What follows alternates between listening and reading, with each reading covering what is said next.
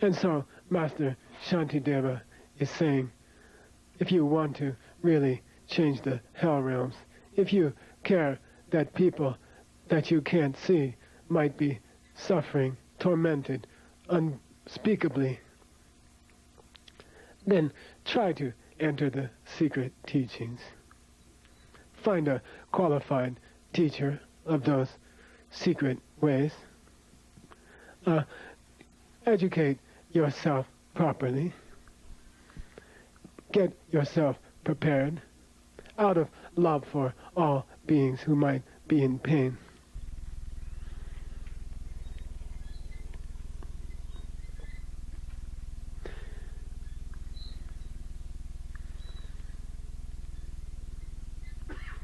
It's my hope that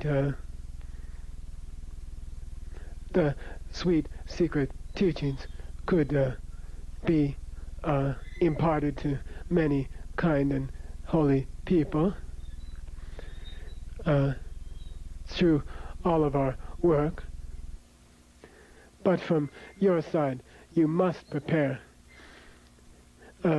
It's a foolish and frankly, it can lead to great sadness and problems if someone tries to show you the secret ways and you are not already prepared.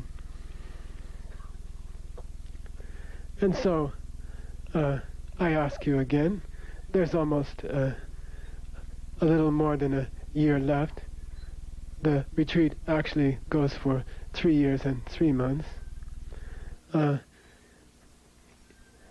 You have about a year left.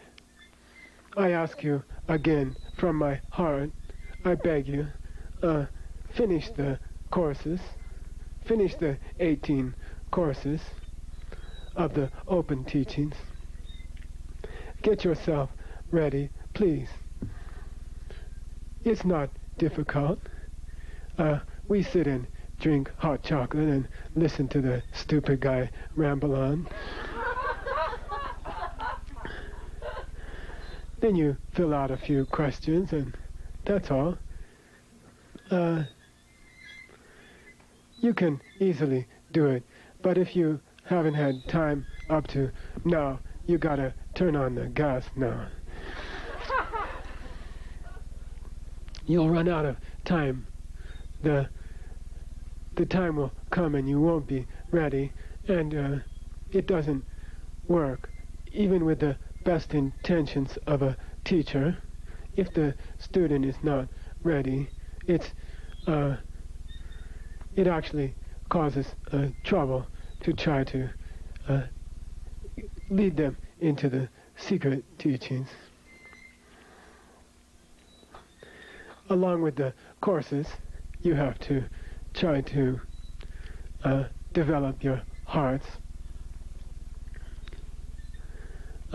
Vajrapani, which means the one who holds a Vajra. Vajra has been called thunderbolt or diamond bolt because in the old days when a lightning struck a rock or a tree, it split it, it burst it apart. We had one here close by. It was extraordinary. It was a huge oak tree under which we all used to sit for classes when we began retreat, and one night lightning struck it and just broke it in two. And in the old days, people thought lightning, if it could do that, must have a diamond at the very tip of it, because they knew that nothing could scratch a diamond.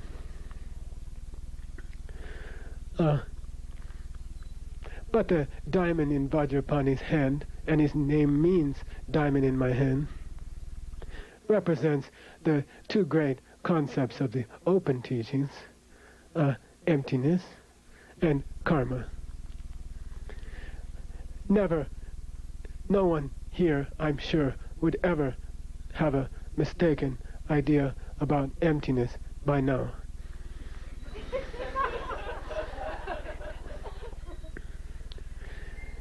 It's just the emptiness. You can say the emptiness of Jesus, for example. Some people saw him as a savior, as a messiah.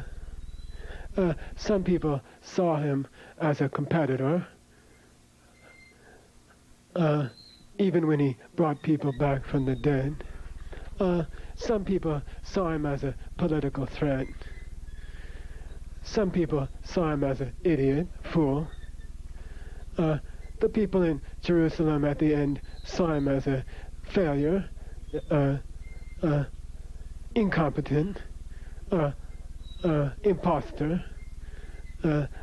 Everything he claimed about eternal realms and eternal life and kingdoms of heaven, obviously a lie, since he is up there on this cross, bleeding to death. Even nowadays, all of us, we come from different backgrounds. We can have different perceptions of historical Jesus. Some people mildly respect him. Some people have a very bad experience about maybe some church they went to as a child, and they equate it with ties that were uncomfortable or long, boring talks. That's the emptiness of Jesus. That's all it means. Nothing more mystical than that. He doesn't have a nature. He's not a divine being. He's not a human in contact with the divine. He's not a great moral teacher. He's not an idiot or a fool or incompetent or a failure. He's only what thou sayest. He's only what you see. That's his emptiness. It's no big deal. Karma operates in your heart chakra. The vasanas, the subtle seeds, ripen. You perceive this historical being as something good or bad or indifferent or whatever your karmic seeds force you to see. It's not a choice. Even if you change your mind this weekend about Jesus, it's because your own seeds have changed.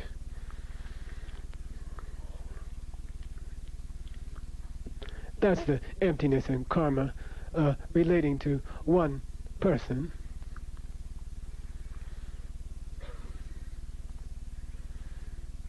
And Vajrapani holds a diamond bolt in his hand to represent that. It's a beautiful fact that the shape of the Vajra is the shape of a twinned diamond crystal. All diamond crystals which form under perfect conditions form themselves into the shape of the Vajra that we use in our special prayers. And all of you have studied the diamond cutter and you know what it represents. Next verse. May a rain of lovely flower petals mixed with cool and perfumed water descend in a song and extinguish the flames of the fires that burn in hell.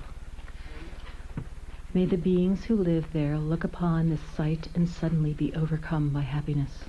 And then may they think to themselves, who could have done these things? And may they turn to see before them the one who holds the lotus in his hand.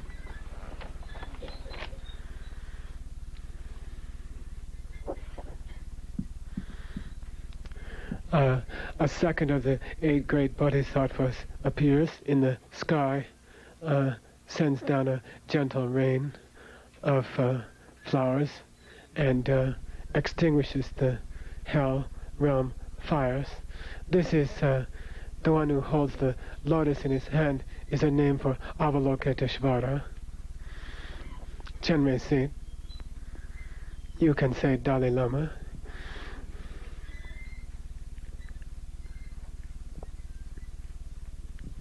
It's not a big mystery. what can change misery into happiness? What can make each of us here? What can make me happy? What can make you happy? It's just taking care of other people. Sit with someone this evening, have meal with them, bask in the glow of the holy words of Master Shantideva, the story of Easter, and just try to imagine what they would like. Try to pass them the food they would enjoy. Try to talk about the thing they would enjoy talking about. Try to put yourself across the table in their body and simply try to take care of them first, as if they were you.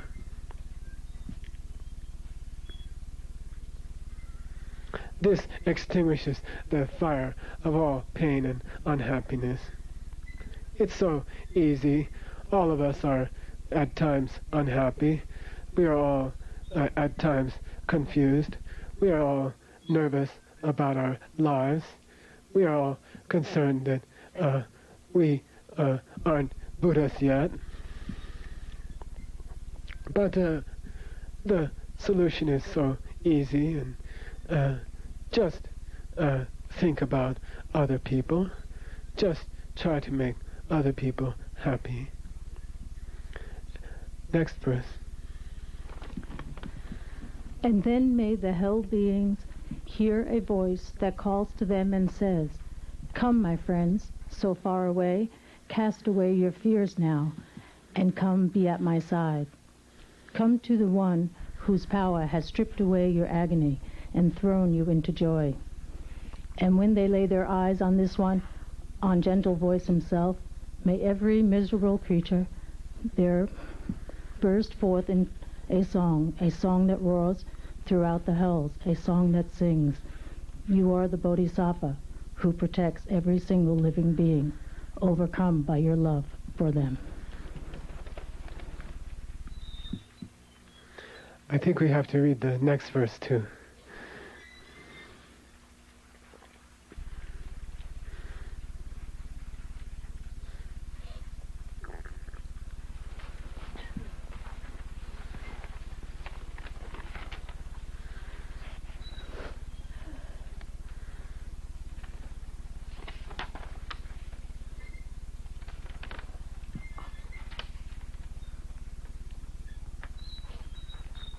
You are the youth divine with your flowing locks, body blazing in light.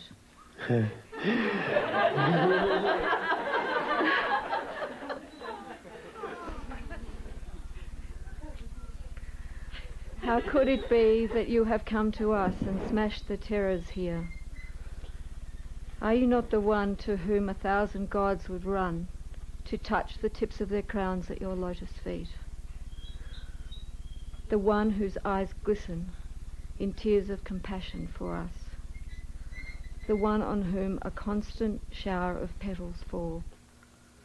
See him now, surrounded by palaces filled with crowds of celestial maidens, singing out his praises.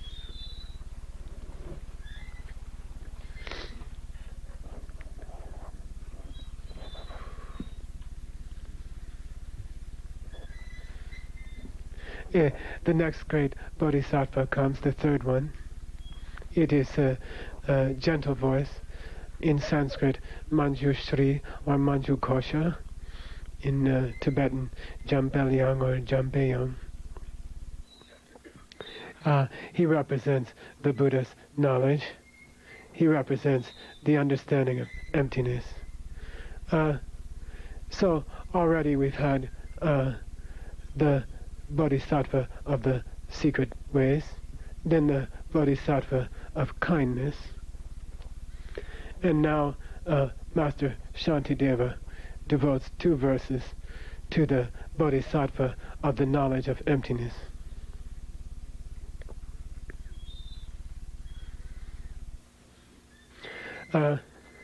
Emptiness is the key to everything. The reason we even have retreat centers, the reason there are any classes at all, the reason people are working so hard to teach, the reason people are in retreat, the reason you are doing retreats, the reason Holy Lama Khen Rinpoche ever came to this country was to try so hard to get each person here to see emptiness directly. It takes 15, 20 minutes. It takes years of effort and preparation. All the secret methods as well, all the exercises with which we try to affect our inner channels, breathing exercises, physical postures, everything, all the special meditations are directed towards triggering within the deep channels the direct perception of emptiness. Again, emptiness is not some void or nothingness. It's an extremely powerful reality above our reality, and you can intellectually understand it as the fact that a person like Jesus or any other person around us is only what we perceive and nothing else. At some point, you are able in deep meditation to perceive directly the absence of all other Jesuses. The fact that no other Jesus exists, or no other Buddha exists, or no other us exists. It's not that we don't exist. That's not emptiness. It's not that we don't have a body. That's not emptiness. It's that if you took away the Michael Roach that I am, that my karmic seeds are creating right now, you wouldn't have any other. If we took away if we took away the speaker today that you are seeing, who is created by your karmas, there wouldn't be anything else. There is no base reality. There is no way that things are and you are looking at it. There isn't even any way that things are and you are interpreting it. Everything is your interpretation. There is no way that I am or any other person is or you are. Everything is being driven by your karmic seeds. All things are perception.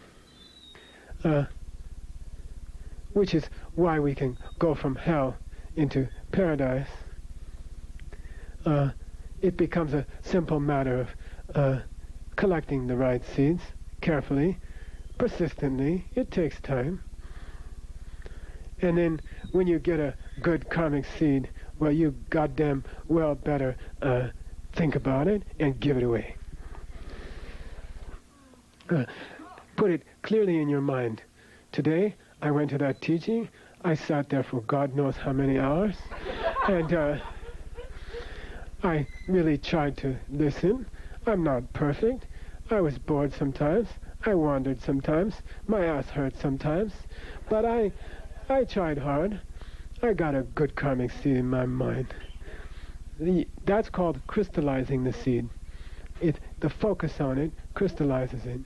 Then you have to send it to someone. You have to give it away to someone. I sent it to one of my holy teachers that I doubted or I was disrespectful to this afternoon. I'm not talking about me.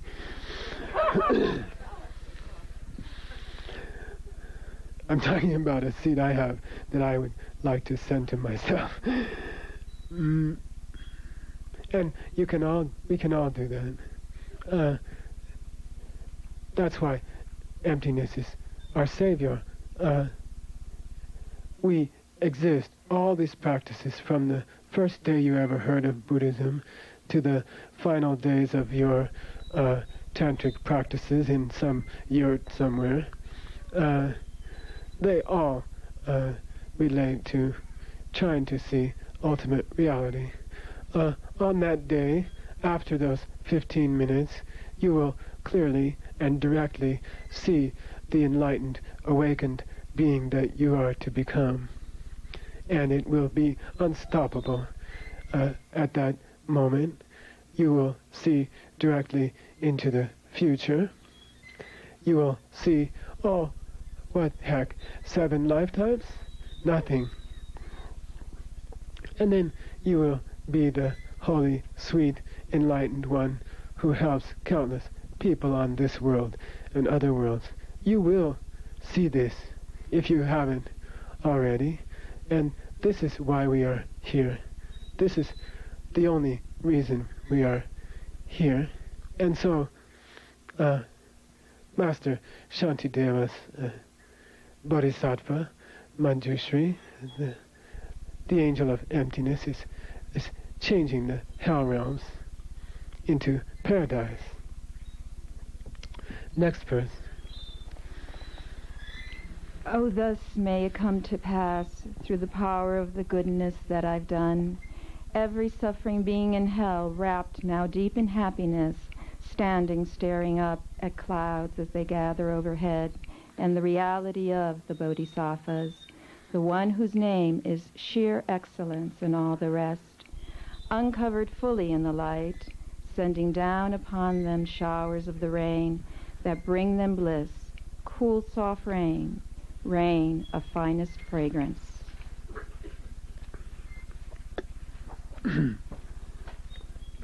Thank you. Sheer excellence is the name of one of the other 8 great bodhisattvas. In Sanskrit it's called Samantabhadra. In Tibetan, Kunsam. This bodhisattva is known for Samantabhadra's offerings. It's a beautiful offering. You imagine the whole sky covered with sweet roses. I like roses in the sky. Could be any flower you like. But these beautiful flowers and holy offerings to the enlightened ones and all suffering beings spread throughout the entire daytime sky like flowers floating every few feet from each other all the way up to the end of the atmosphere. And you imagine them and you give them. Master Shantideva has asked the Bodhisattva of giving to come.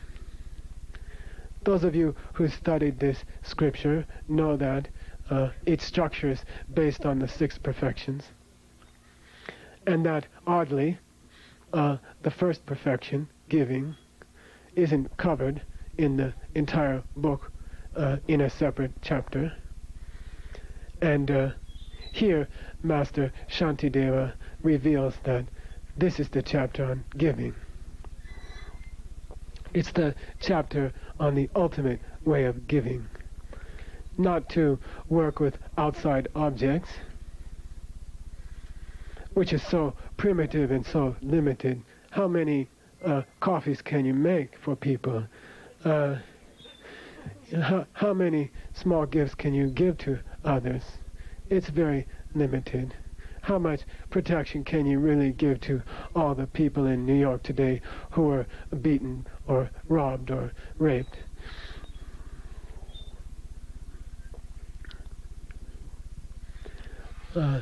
You can't work with dry cement very well. We have to try. It's our obligation, it's our honor, it's a commitment we've made to protect others and give to others what we have. But ultimately, we must work at the level of causes. We must learn to enter the chakra of consciousness. We must learn to enter the storehouse of karmic seeds. We must learn to fix the DNA. and then teach others to do it. And that's the real giving. That's giving at an ultimate level. Next verse.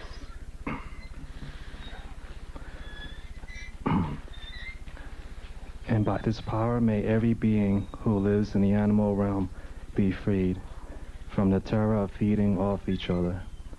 May those who live as craving spirits enjoy a life of peace and plenty, like humans of the Isle of Haunting Voice. We're on the next to the last verse.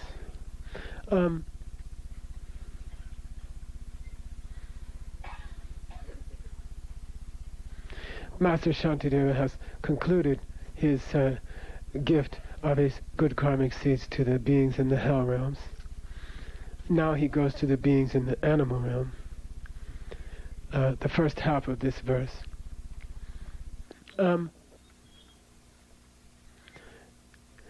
I grew up in cities like you, most of you probably. I didn't have much contact with animals except the pets, dogs or cats or things like that.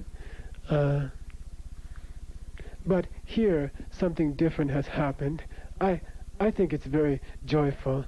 I'd like to tell you about it. It's very exciting for us who are in retreat. We are city folk, really, and it's always a joy to see these things happen. I think because we are quiet, we don't speak normally except when you're here.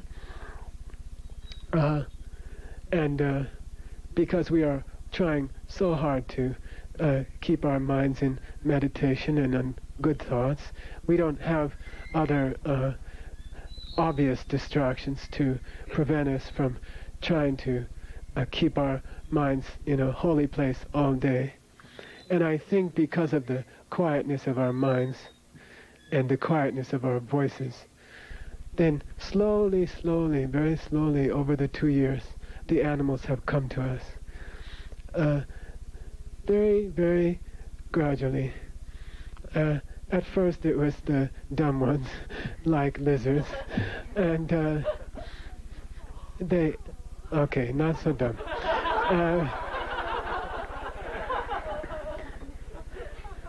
But now it's really exciting. This afternoon is an example. We were sitting there, we were reading a book, and a rabbit came to the door, the screen door, and he actually banged his shoulder on it, and he wants a cookie. And we open the door, and he hops inside. And if you see a wild rabbit in the wild, you will only get a quick glimpse because they run. But they treat us as family now. It's very beautiful. We have other animals that come. Even coyotes come. Took a long time for the coyotes, and they don't eat from our hands yet, but almost.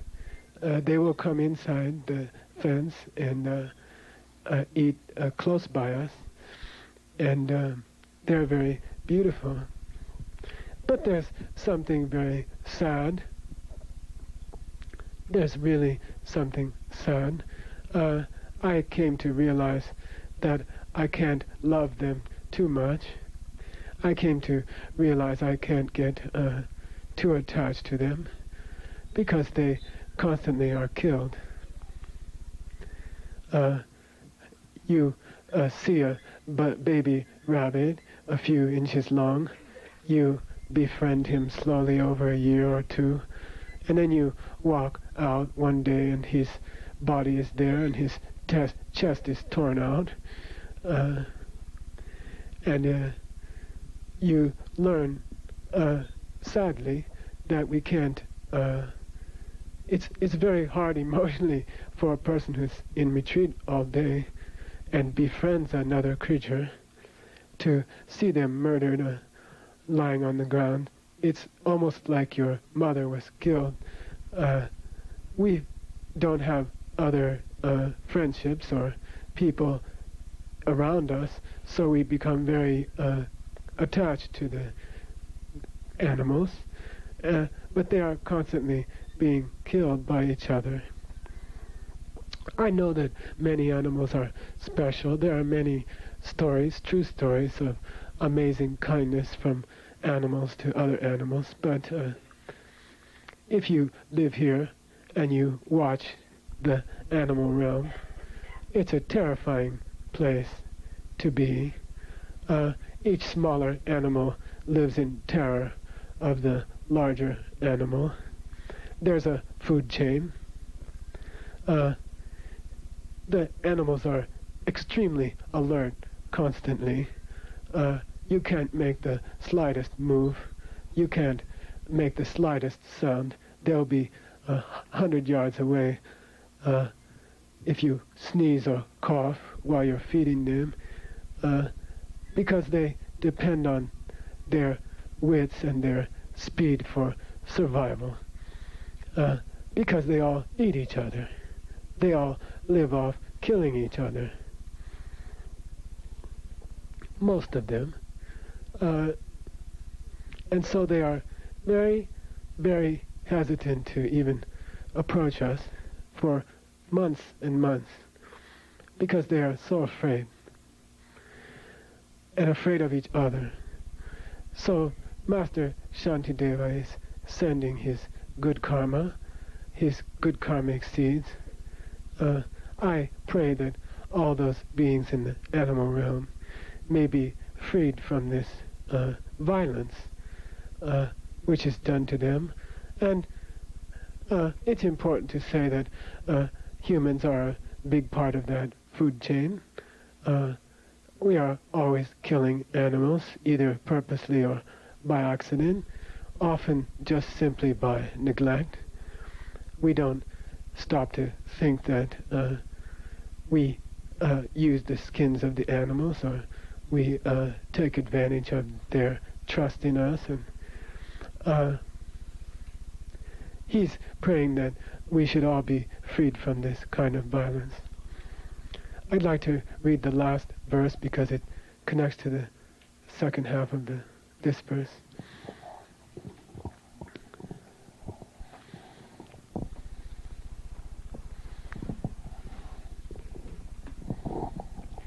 May a stream of milk descend from the hand of the Lord of Power, the realized one, the one who looks with loving eyes.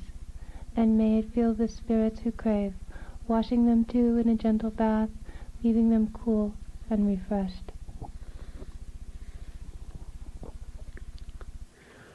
There's another realm we can't see. There have been reports in Western culture.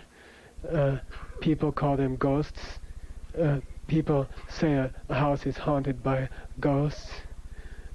We have stories of poltergeists. We have stories of wraiths or other kinds of spirits, especially around houses, things like that. Buddhism teaches that there is a kind of realm of spirits. These are beings who, when they were human, were overly attached to objects. It could be attachment to your house. It could be attachment to physical objects, like the things you own. It is a malignant seed's result. The malignant seed was trying to grasp onto physical objects, trying to own them, trying to collect them, piling them up in your home, always trying to get the best ones for yourself, always giving the lousy ones to others. And over a lifetime, these small seeds pile up, and as you die, you feel intense attachment and pain that you are going to lose these physical objects which you have collected. Every object you leave in your house is a danger. Every object you allow to be in your house is a danger. During your life, it takes up a certain part of your mind. If you have too many of those objects, you will never be able to meditate. Because, of course, a part of your mind has to catalog, has to be aware, where is that object now? Where is my favorite rosary? Where is my favorite Buddha image? Where are those nice things that people gave me? And you remember. If you remember where they are, it means they took part of your mind. Those objects stole part of your thoughts, your mind. Part of your memory is occupied. Part of your attention is not available to give to your meditation. These objects are deadly enemies of Buddhist practitioners. This is a no-brainer. You have to get rid of them. Really, give them to the Goodwill. Give them away to people who are not trying to meditate.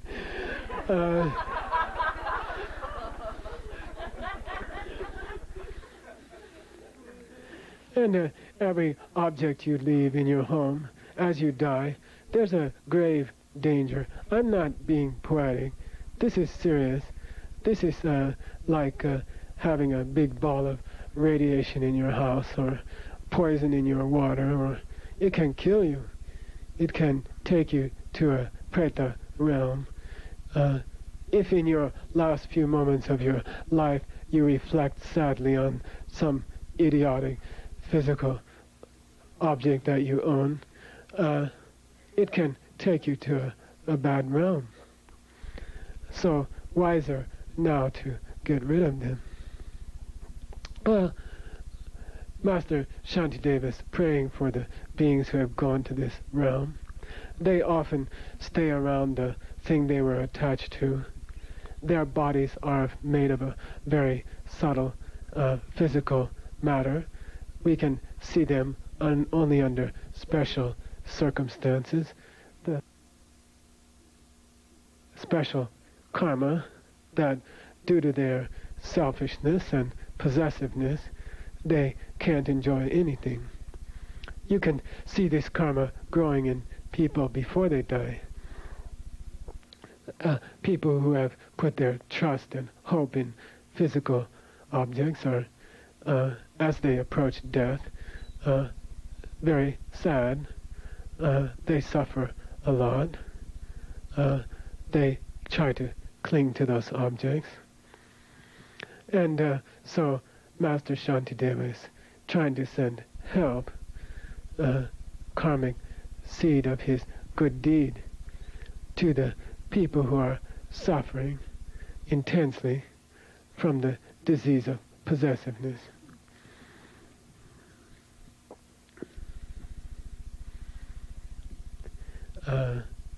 We'll see you tomorrow, and thank you for coming. It's we get all excited when you're here. We talk sign language about who we saw under the blindfold,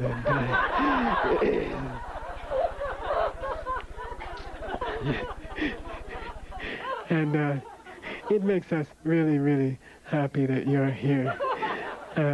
It's a very bright time in our lives. Thank you.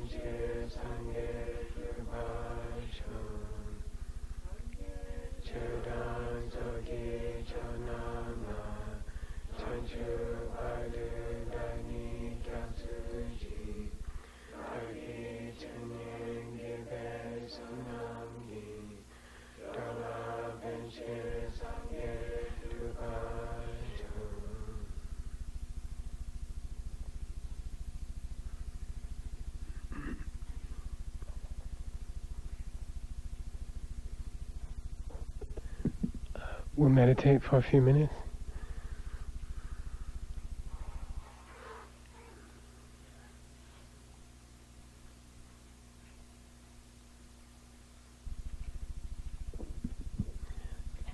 Okay, we'll start.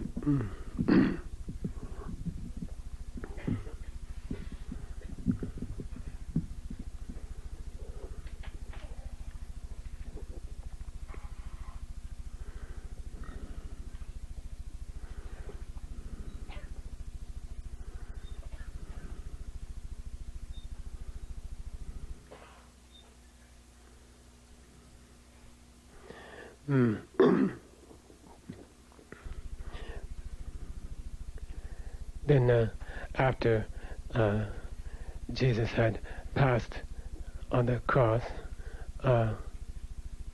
it was becoming late, it was getting dark, and the holy day was about to begin.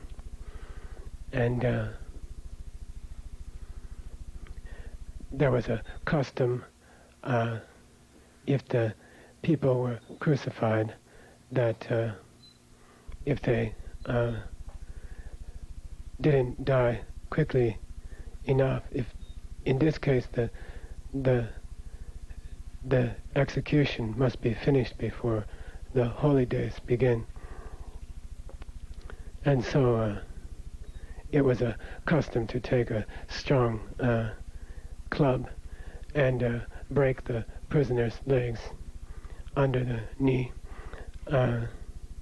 Then they couldn't hold themselves up anymore on the little foot pad, and they would suffocate. Jesus has already passed. The Roman soldiers are supposed to check. One of them holds a spear and reaches up and jabs it into his side, and he bleeds, but he's dead, and they decide not to break his legs, but they break the legs of the two murderers at his side. Then a man named Joseph from another country, a Jew exiled, one of the many of the diaspora. He is wealthy. He has been a secret follower of Jesus, and he goes to Pontius Pilate and asks if he could have the body of Jesus. I think we can assume a large bribe was paid. This is common in those days to the Roman governor. And Pilate agrees. Joseph has already prepared a tomb for himself. It's really just a hole dug out of stone in the side of a hill near a garden or a grove, and inside it's quite small, maybe 4 or 5 feet long, and about 3-4 feet wide. And there's a simple stone slab on which to place a body. And Joseph, the wealthy man, says, please put him in my tomb. And the Shabbat, the holy day, is coming on. They wrap Jesus' body in linen cloth, which is the custom. And then they put him in the tomb. And a large boulderous slab of rock is placed in the doorway to seal the tomb.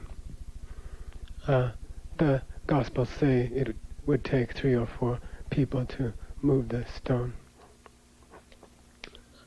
The religious authorities are concerned. Jesus has made comments in the temple that he would be killed, and on the 3rd day, meaning Sunday, he would rise from the dead. In Tibetan it's called Chidak Chomba. Many great beings of the past, just to demonstrate that they have overcome death, will rise from death. But the authorities are concerned that Jesus' disciples might come in the night and roll away the stone and take the body. So they approach Pontius Pilate and ask for several guards, centurions, to be placed at the tomb at least for a day or 2. Then the holy day starts Friday night up to Saturday evening, the main holy day. And I think you can imagine how the disciples felt. They have gone into hiding together. They are staying in a safe house. They are very frightened. They saw what happened to Jesus from a distance. The Hill of Skulls, Golgotha, where the crucifixion took place, is plainly visible from the city walls. And Jesus himself, as he died, could see the city. He was hoping to help.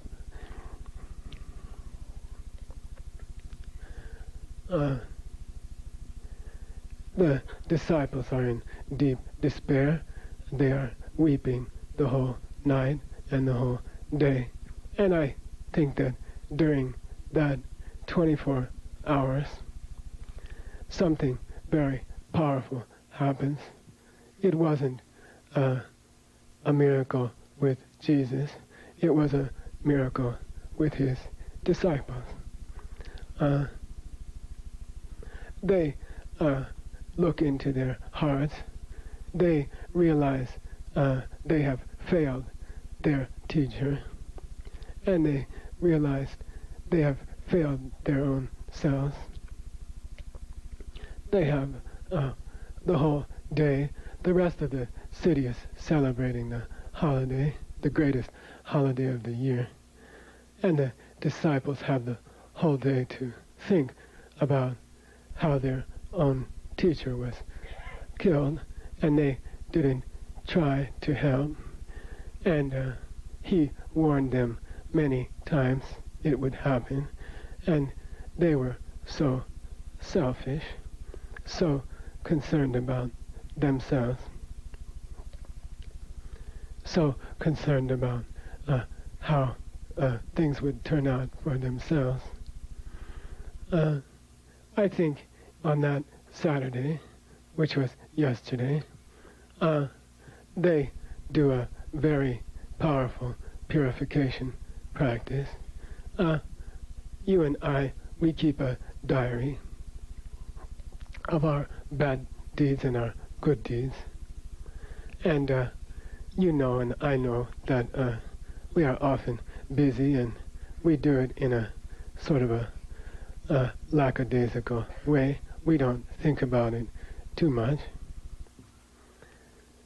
And maybe we've been doing it for years, and we have still a pretty good karmic effect.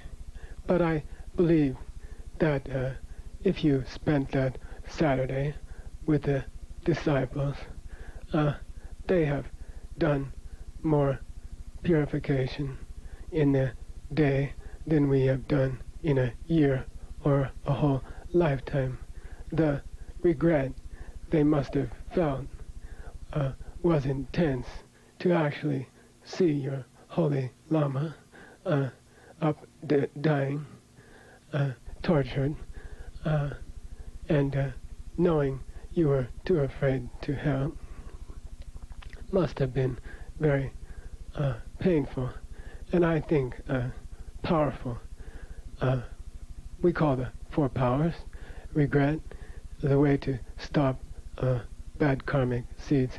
I think in those 24 hours, each of the 11 left alive must have done a powerful purification.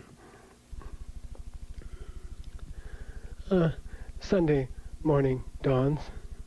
That was this morning. 2 of the women from the Galilean camp have wanted to prepare Jesus' body for proper burial in the old Jewish tradition. The body must be anointed in aloe oils, and then the precious myrrh, the spice called myrrh.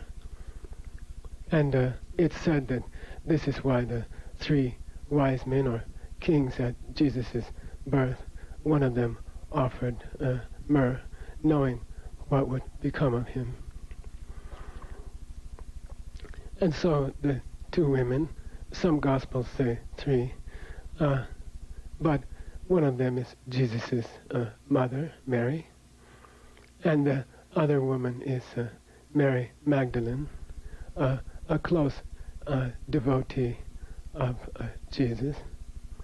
They couldn't go on Saturday to the tomb because no work is allowed to be done, not even preparation of the body. And so they come with the spices and the aloe, and they are wondering how they'll get into the tomb. They will need several strong men to help.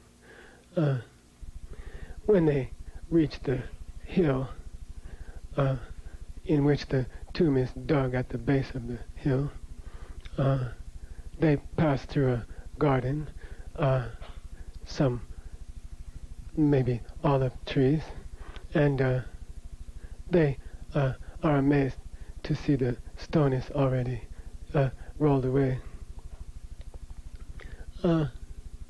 The 2 Roman guards are lying there, dazed. They're not hurt, but they seem to be somehow almost in a trance. The Mary, the mother of Jesus, and Mary Magdalene see a light coming out of the tomb. They are afraid, but they are both incredibly devoted to Jesus, and they put aside their fear, and they come to the door of the tomb, and inside they see the linen cloth is there on the little bench, and there's no body, and there's an angel, a being of light, white light. The Bible says like lightning, and It's a young man. They've never seen anything like this. And they fall down and they on their knees and they say, where's Jesus? And the angel says, why do you look for a living man in the place where dead men are laid?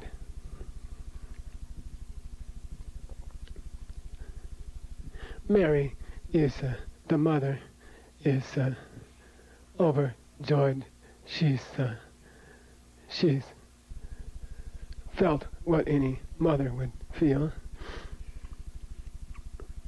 And she runs as quickly as she can to the safe house where the 11 are hiding to tell them what has happened. Mary Magdalene takes a few steps out of the tomb and falls down on the ground.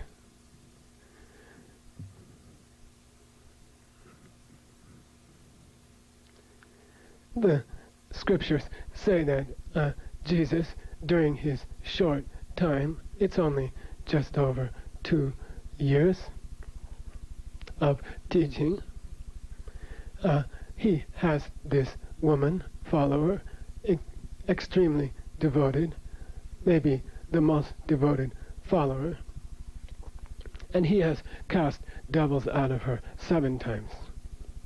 In the Bible, casting a devil out of a person is a word that refers to helping a person who is prone to very serious mental illness.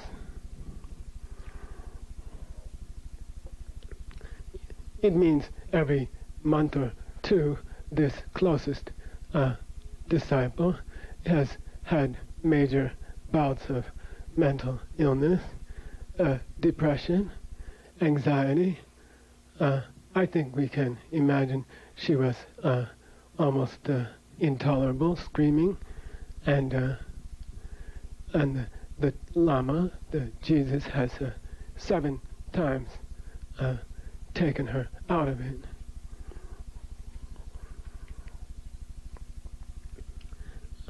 So she falls on the ground. I think she's maybe half crazy again, and she's weeping and screaming that the body has been taken. A man comes up behind her. She looks up at him, and she sees the gardener. He's a poor man. His job is to watch the olive trees, tend them, take care of them. And she is sobbing, and she says, did you see who took the body? I must take care of the body. It's all we have left. Please tell me who took the body.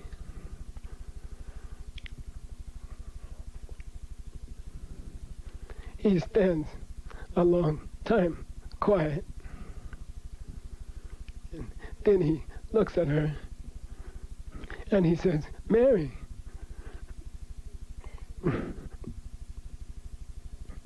And she sees it is Jesus.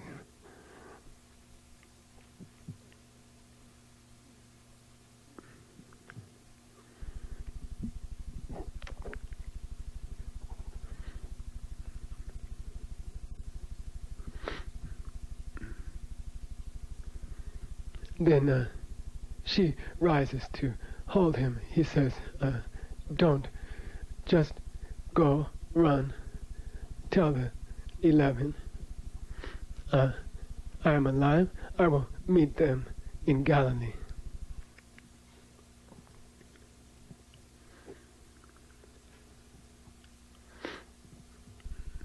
And so she runs. Mary, the mother, has already reached the house. They run into the room where the 11 are still crying, and they say he's alive, and they say it can't be. You women are hysterical. You're upset. It can't be. They don't even listen. Finally, Mary Magdalene convinces Peter to come and look. Out of the 11, he comes. And then it's over.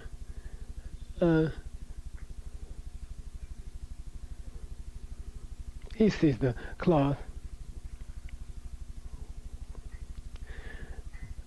It's time to go back to Galilee.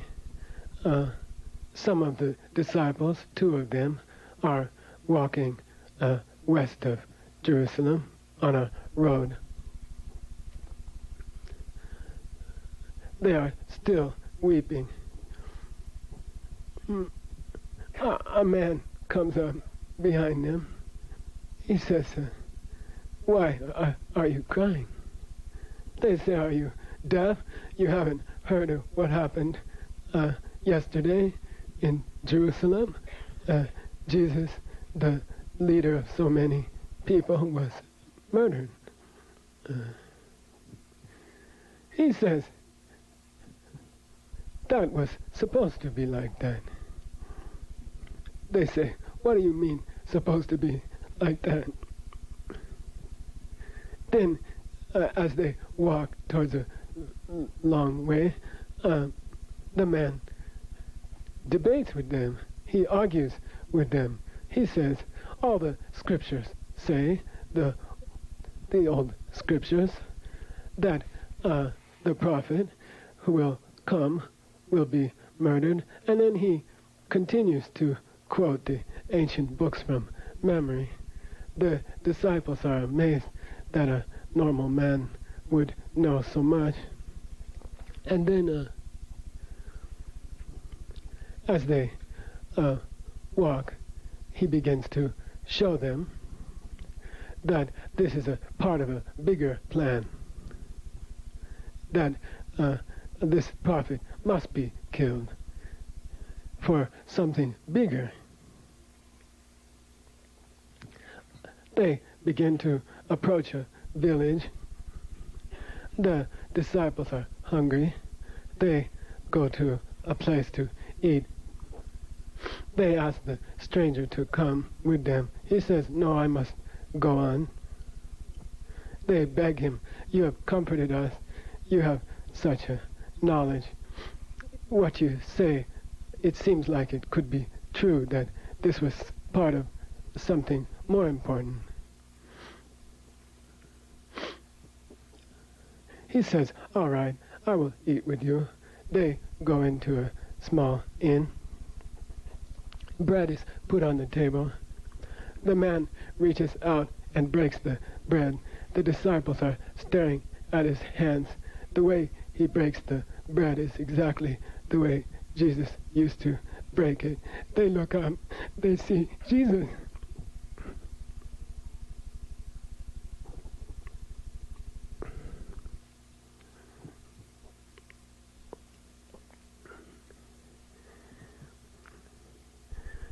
What is happening here in the secret teachings is called Kirim. It is the first level of attainment of the secret teachings. It's obvious from these 2 events, and a later one with Peter when he is out in his boat near the Sea of Galilee, that these 2 and 3 men don't look like Jesus on the outside.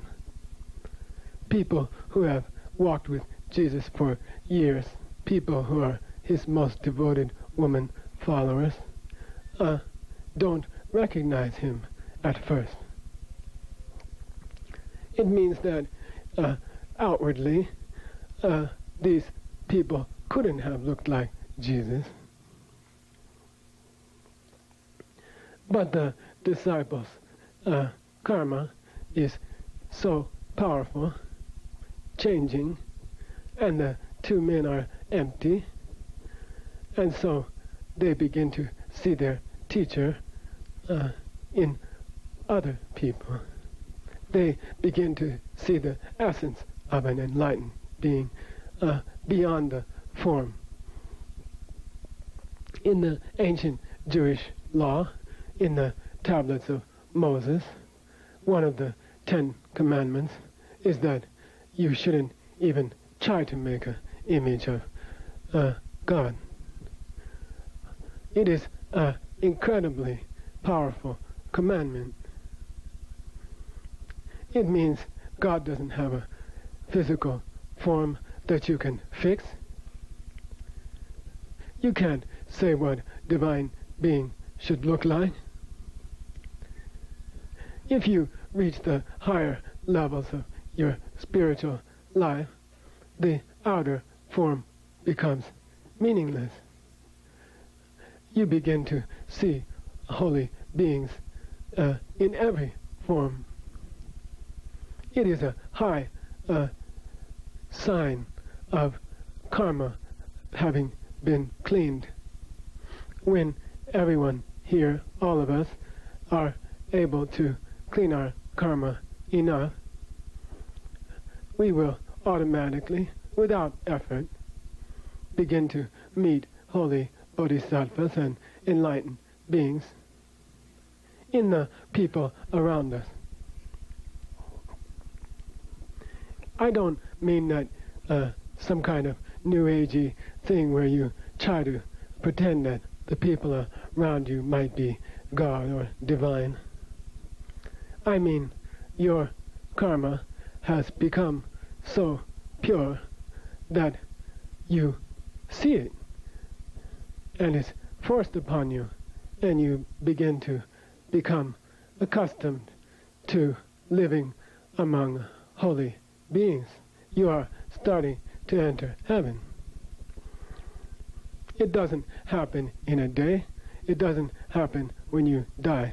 It happens now.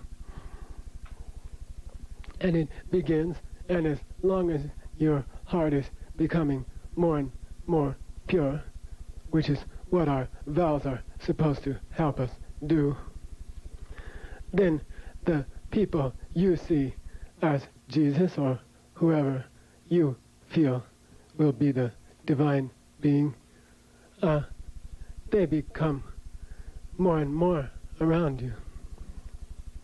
I have seen people, we would meet them in New York City. We would say, they'd say, I'm sort of interested in this stuff.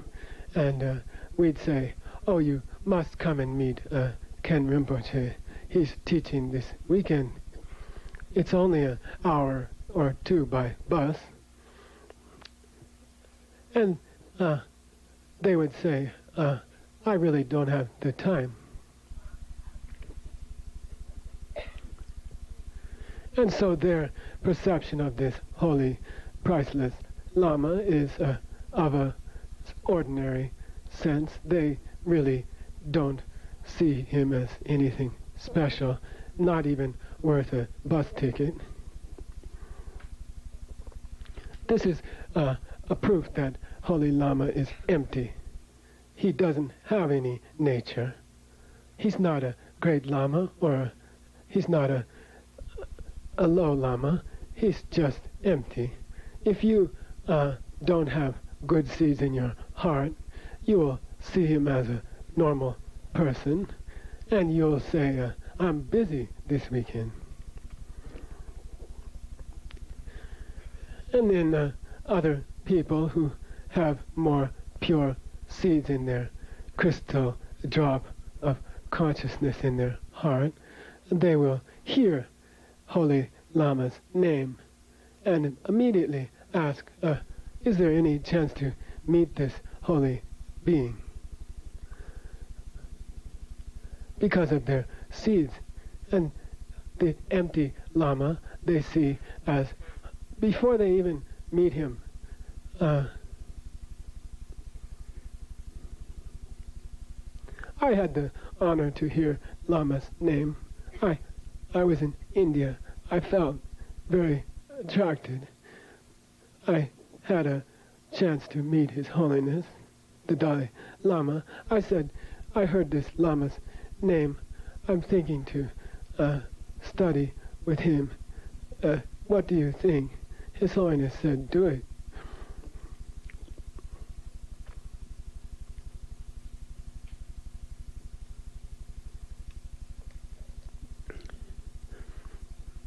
But you see,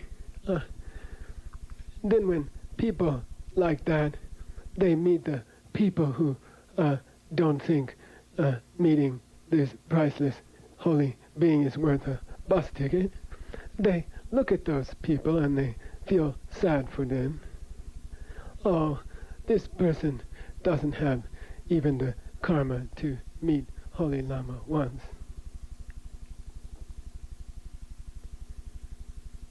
But then, if our karmic seeds were really pure, if we worked very, very hard and sincerely, then we might be out in St. David, Arizona, and thirsty, and ask where's the nearest convenience store, and they say it's a 10-mile drive to Tombstone, and last I knew. And you go there and you pick up a soda and you put it on the counter and you look up and you see Ken Rinpoche in this lady at the counter.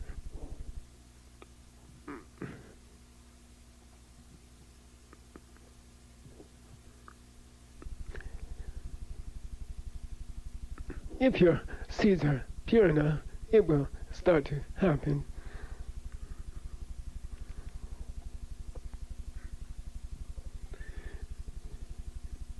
It's Kedem, and then you meet maybe a person in staying near Holy Lama, the Virgin in New Jersey, and you say, I saw Ken Rinpoche, and they say, in his room or on the lawn, and you say, and you, maybe it's hard to explain at that time about the lady in the convenience store.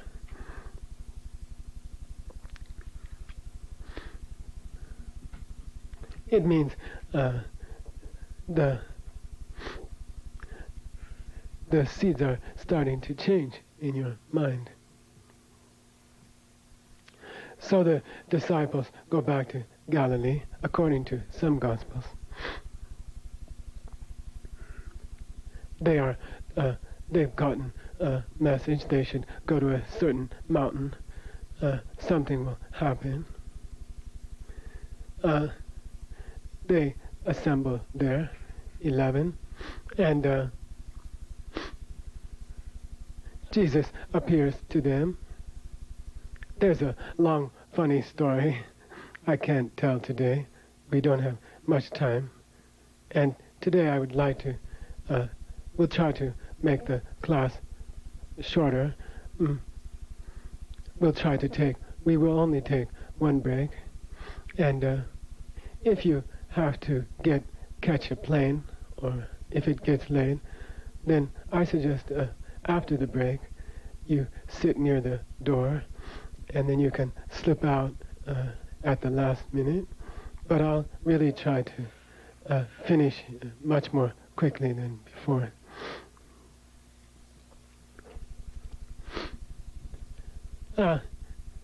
Jesus appears to the 11. He says, it's time to get to work. And they say, what kind of work? He says, it's time for you to teach people.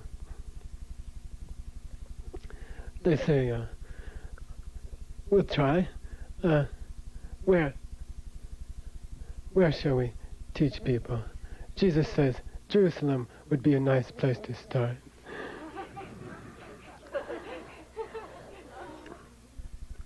You can imagine how they feel.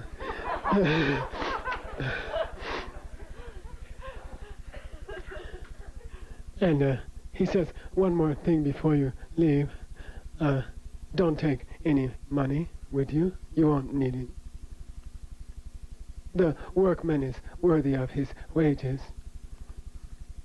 It means if you serve the Dharma well, the wages will come to you. You don't have to ever worry about money. If you truly go out into the world to serve others, you don't have to worry about place to stay or money, what you're going to eat. Jesus says, don't worry, please, just forget it. You never have to worry, and we never have to worry. If we dedicate our lives to serving others, what we need will certainly come. Lord Buddha said it countless times.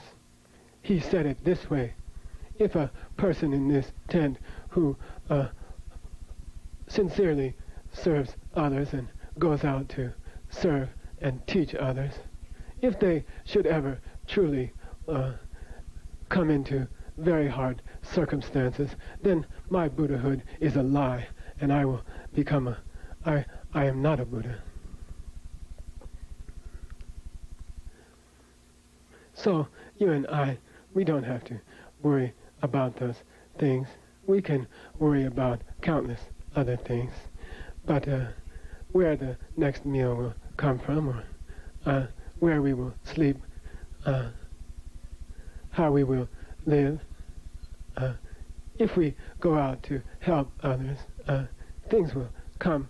We shouldn't ever doubt Lord Buddha or worry about those things. Jesus says, don't take an extra pair of shoes, don't take extra pair of clothes, take one warm shawl, it's enough. No money. He says it directly. I think here the disciples do one of the most courageous things in the Bible. They don't even hesitate. They're back on the road to Jerusalem. I think they have passed their test. I think their karma is clean now. Whatever karma they had of failing their teacher, doubting their teacher, failing to help or serve, they are resolved now. Things will be different. And so this huge failure of Jesus' mission in this moment is starting to become a piece of a bigger plan. And it's always like that. Something much more powerful than Jesus wandering around Galilee teaching is about to happen. Out of the pain, out of the failure, the disciples have gained the most rare and precious spiritual quality of real humility.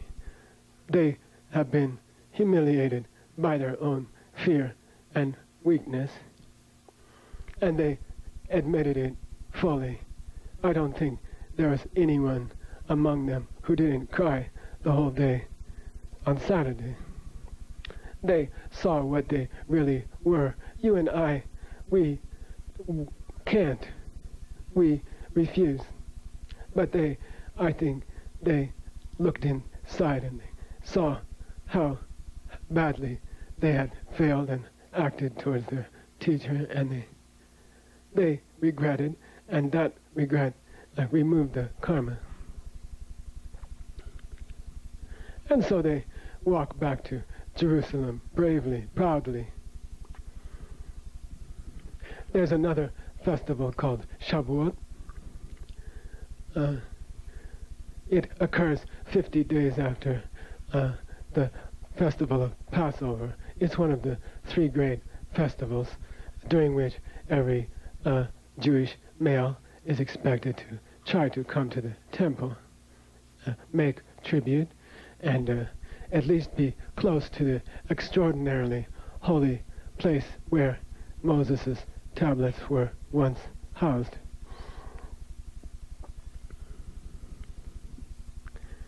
The holiday in Greek is called Pentecost because of 50 days. The remaining 11 enter Jerusalem. Peter is up front. I believe he's with John or James. There's a beggar at the gate. You cross a small bridge and it goes into the gate in the wall. This beggar has been sitting in the same place for years. He has crippled, broken, bent legs. He can't stand up. He holds out his hand to Peter. Please give me something. Peter looks at him and says, I don't have any money, but I'll give you something better. In the name of Jesus, may you walk. This is the highest form of a mantra. The disciples are beginning to develop the powers of the higher stages of the secret teachings. Because of the purity of his own heart, which came out of his true humility, having failed Jesus 3 times in one night, as his teacher predicted, Peter is able to heal a person with a mantra. The most powerful of all mantras is your own heart Lama's name. It doesn't work at all unless your own heart is pure. The beggar gets up. He can walk. He doesn't just walk, he begins to dance all over the bridge. People know this beggar for years. People are amazed. Well, how did you do that? It's so wonderful. They go to the temple. Word goes ahead of them like wildfire. People are dying to learn more. The city of Jerusalem is crowded again with pilgrims from all over the Mediterranean, anywhere where Jewish people have been taken as slaves over the last few thousand years. They still remain loyal to their faith and their teachers and to the incredibly holy place in the temple where the divine has actually come to earth in the form of the tablets of Moses. And so the crowds form. The Sanhedrin, the Council of Elders, hears about it. Trouble again. Followers of Jesus making trouble again. They take Peter and I believe John and James into custody. What are you doing? We're just healing people. How do you do that? We use the name of our heart Lama.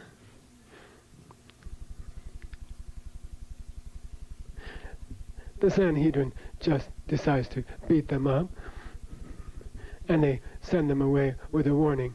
No more mention of this teacher. He has been killed already. If you do it again, you will be killed. The 11 disciples hear about it.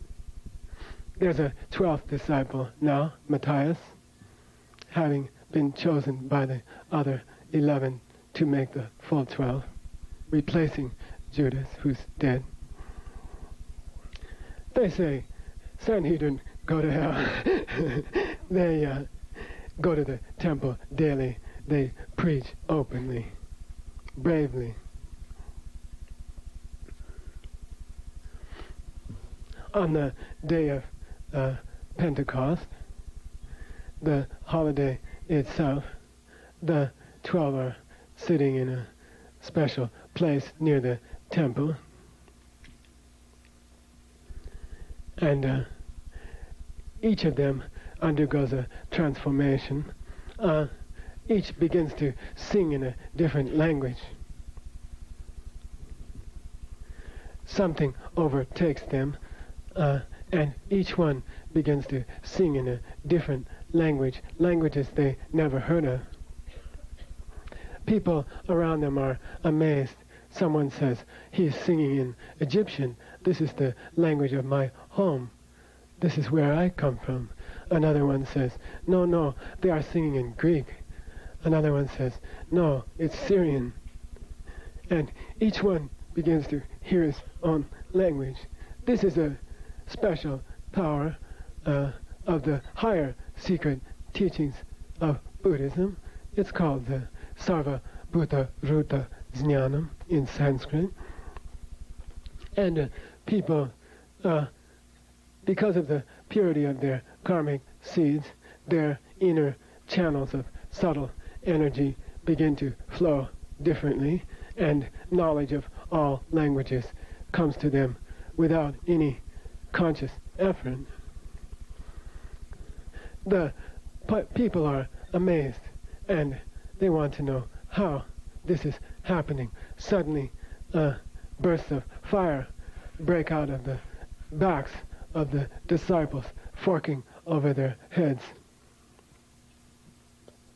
This is also a very high sign of attainment in the secret teachings. Their channels are opening fully. They are achieving the highest goals of our own practice. People are amazed. People begin to come to each of them.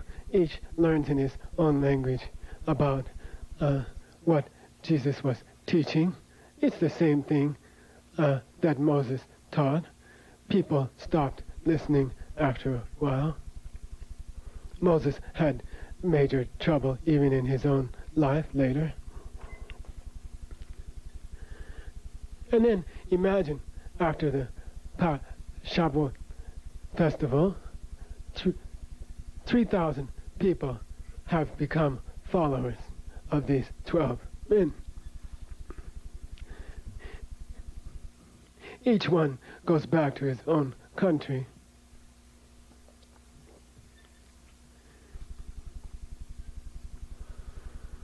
And in 100 years, these beliefs have become spread over the whole world because of the diaspora.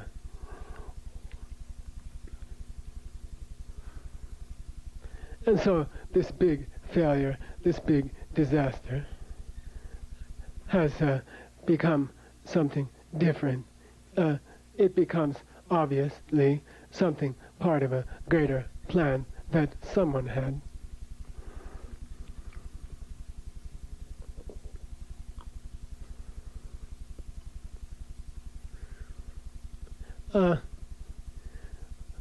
We've been talking each day about a good karma that you and I may have done, that we could give away to other people. Because this is what the chapter by Master Shantideva is about.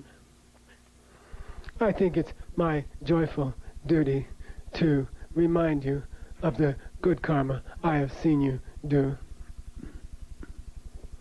I so often pick on you. It's only fair. I would like to speak today about all the hard work I have seen all of you doing to help the teachings in this world. I would like to speak about all the amazing things you have done to make sure that these teachings survive in this world, and that people who wish to have a chance to drink of these teachings. We're not allowed or encouraged in Buddhism to proselytize, bother people. But if people are interested, if people see a announcement for a talk and think it might be interesting and come of their own accord, then it's our responsibility and it's our great honor to have something ready for them.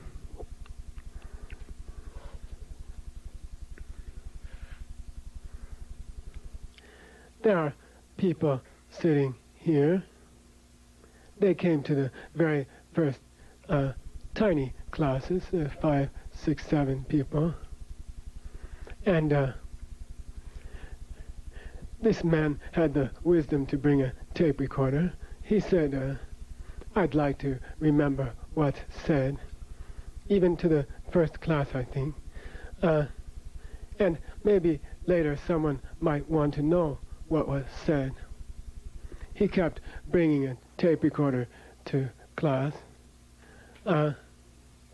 People would ask him, did you get that third class? I missed it. He would make a tape for them. And now it's been, I think, about 10 years later.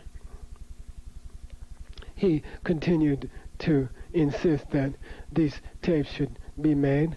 He spent a great deal of his own time, countless hours, and a great deal of his own money. He got better and better tapes made. He made them into beautiful packages. People in other states and other cities began asking for them. He made sure everyone got what they needed. There was a big sign, and I hope there still is, on the front of the package that said, if you don't have any money, don't worry about it. It's free. And now, I saw illegally a small pamphlet in the temple library that over 75,000 tapes have been distributed from the kindness of this person. You have assured that the first great introduction of the great holy books of our lineage and tradition, which Ken Rinpoche so kindly imparted to us, are available to anyone who wishes. I have gone around the world teaching. I've seen tapes everywhere. People come up to me, what's your name? I'm Geshe Micah. Yeah, but do you know John Stillwell?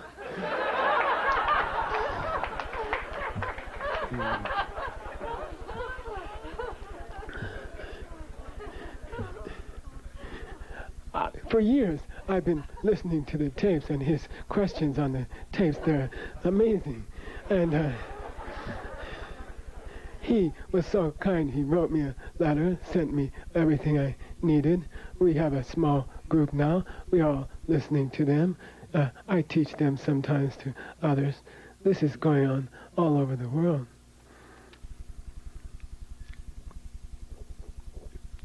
This is an incredible service to the teachings.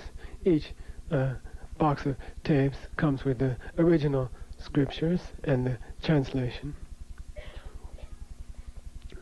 And there are many people here who worked very hard to make tapes, and we offered to people could write back and send questions or homework, and we tried very hard to have a small group of people answer their questions, check their homeworks. It was extremely difficult. There were thousands of papers. People in prisons, a big network developed. People would send in 10-page letters about their life as an answer to a simple question. And kind students in New York would carefully answer each letter. It was all done at night in people's free time. And then young people, really sincere, devoted, good young people came, started saying, I can help. I want to learn to translate. I want to learn how to make these notebooks. I can help you. It's normally a long road to become a translator, but these people were so sincere. They worked so hard. We had several very good teachers of Tibetan helping, and within a few years they were producing very beautiful translations. Some of the parts of the courses were translated by them. Almost all of the Tibetan was checked, printed, laid out by them. Oftentimes they spent all night working. Now in retreat and elsewhere, people continue to translate. I think you will be very happy later. Those who are prepared will be able to read many of the secret teachings in English. One retreatant is working on an ancient commentary to our practice. Another retreatant is working on another commentary. They have made very good progress. We are already using those commentaries. A third young retreatant has translated all the beautiful secret rituals, for example, the beautiful fire offering that we do. And all this retreat, we have used her translations for our special offering ceremonies. Other people, one of the caretakers in particular, produced I checked the other day just so I would tell the right thing. It's about 800 pages manuscript of the entire teachings of a great Lama of about 200 years ago on our retreat practices. There's another person here, I think, took all the tapes, recordings of all the classes we all took together in India, Sera Monastery, spent over 2 years carefully transcribing them out, adding all the Tibetan in pronunciation, and has made 2 beautiful books of the extraordinary teachings we received on emptiness and the mind only. There is not more than a handful of clear explanations in the whole world in any language of this difficult and important subject. This man has saved this extremely precious knowledge for all of us to share. We were approached by a company, a large book company, to write several books about Buddhism.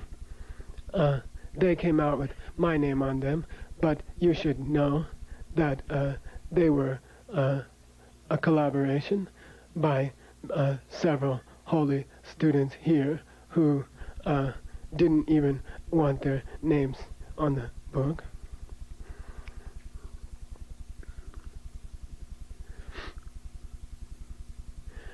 People here have worked very hard to make the teachings available to others. There's a man here who spent years trying to finalize the preparations for Godstow Retreat Center. This is a large and very expensive estate property, which was donated for $1 to our organization. But there were major problems in the final papers and things to do with the deeds and the township and the zoning, and this man took all the responsibility because he had a vision that people might do retreats in this place for many, many years to come. There was a woman, a lawyer, who spent countless hours working on this project, and she and her husband spent countless hours working on the house and the grounds. And it's due to her kindness that we are able to serve others in this center. In New York, there were 15 senior students came forth and said, I will help teach. They underwent training for about a year and a half specially. Then they began to teach others. It's very difficult to teach people in your own country if you're not Tibetan or Indian, if you don't have a red robe or a yellow robe on, if your head's not shaved or very long hair. People think you're just a normal person. It's very hard, even if you're very knowledgeable, to teach your peers. I was in India. I was at Gyarong College, our college, the best in the universe, and they let in an old man one day, an very old monk, and they ran to me and they said, Venerable has escaped from Tibet. Every year we get between 50 and 100 new refugees, many of them badly injured during the escape. Many die in the attempt. He shuffled in. I spoke to him for a while. People said, this is Ken Rinpoche's classmate from Tibet. He just escaped. And I spoke to him. I was overjoyed. They said, this is the last classmate alive of Ken Rinpoche's. And I spoke with him, and he said, young fella, you speak pretty good Tibetan there. And how'd you learn that? And I said, Holy Lama Ken Rinpoche taught me most of the things I know. He said, what's his name? I said, he's the great former abbot who's living in America. In Tibetan, it's Ardi Khyentse Rinpoche. He said, yeah, but what's his name? And I said, his holy name is Geshe Losang Tarchen. He said, Losang Tarchen, that sounds familiar. I said, well, they tell me he was your classmate. And he looks up, he says, oh, Losang Tarchen. That little goofball.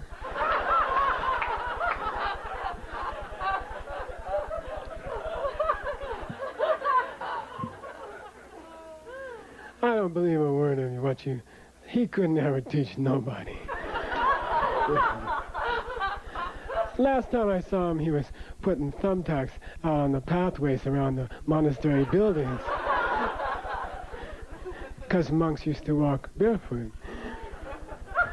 He was the biggest cut-up in our whole class. He can't be the Ken Rinpoche you're talking about. I said to Venerable, how long ago was that? He said, oh, just a while back. Maybe, oh God, it's been 70 years now.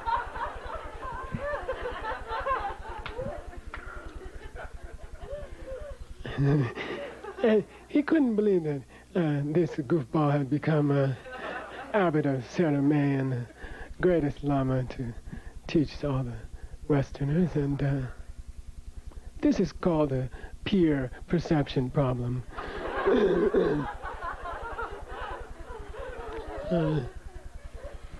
Anyone here who tries to become a teacher, you will run into it. People will say, I knew Winston when he was back just starting. He can't be teaching. He can't be explaining Chang'e to people. I knew him back when. And it happens all over the world. Geshe Thupten Rinpoche's classmates commonly tell me, oh, he's just a kid. The abbot of Gyume Tantric College was debating with us in the debate ground. It seems just a while back. And you have to overcome this problem. It always happens like that. You don't appreciate the teachers who have worked so hard. You don't really respect a person who comes from your own country. Sakya Pandita said, a wise man is never appreciated in his own hometown. Jesus was thrown out of Nazareth synagogue. He was almost killed when he tried to teach there. But you have to teach. This is a lineage. It happens every generation. The other students think you're just a kid. You were in the same class as me. But that's how the next generation starts. And I'm really proud. I think we've done it the right way. That the teaching has now passed to the next generation. You have worked very hard.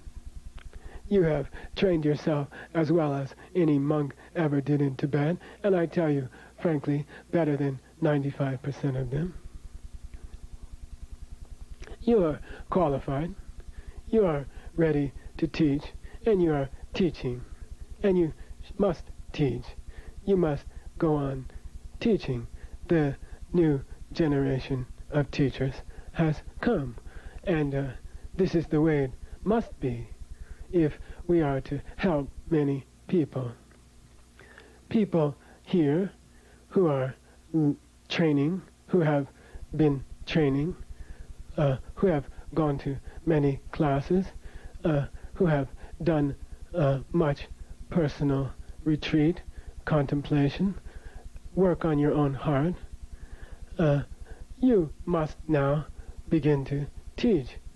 And I heard rumors, sometimes the teachers who come and help us with their own sweet knowledge, holy teachers, some of them here, very great and kind teachers who come and help us, it will slip out of their mouth, oh, so-and-so was teaching in Ireland.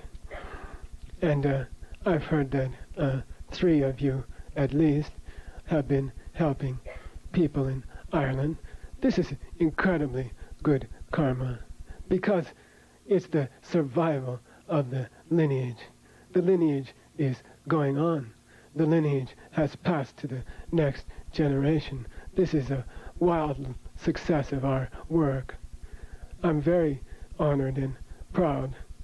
It's a very frightening thing to think that after 2,500 years the lineage would stop in the United States or other Western countries. It must pass on. You are doing perfect, beautiful work. I couldn't be more happy. You have made me, you have made your teacher, and all your teachers are extremely happy, because you are saving the Dharma. You're teaching, you're working to teach others, is breathing the life into the Dharma for the next generation. I know that some of the staff, the caretakers, are teaching here also in this area. It's a wonderful thing. I've heard beautiful things from people. I know that people are teaching in New York, and I think Godstow. some of the teachers who come to us have blurted out things about how beautiful those classes are. It's a wonderful thing. I was in India. I was in Sarah. We were learning from Geshe Thupten Rinchen. A small group of people came to me. They said, "We're your grandchildren." I said, "That's not possible." They said, "No, you don't understand. We're from Australia. And we've been studying with a holy Lama there, a sweet, wonderful Australian man. We got a fax from this crazy man about, I don't know, 6-7 years ago. He had seen the Diamond Cutter Sutra video, and he said, we have to bring this to Australia. He worked very hard, and it went to Australia, and then he began to teach. I asked him, I begged him, he's too modest to teach, and he has wonderful students. You don't know what it feels like to have people come up to you and say, I have been taught by the people you taught, because it means that the work of your whole life has been meaningful.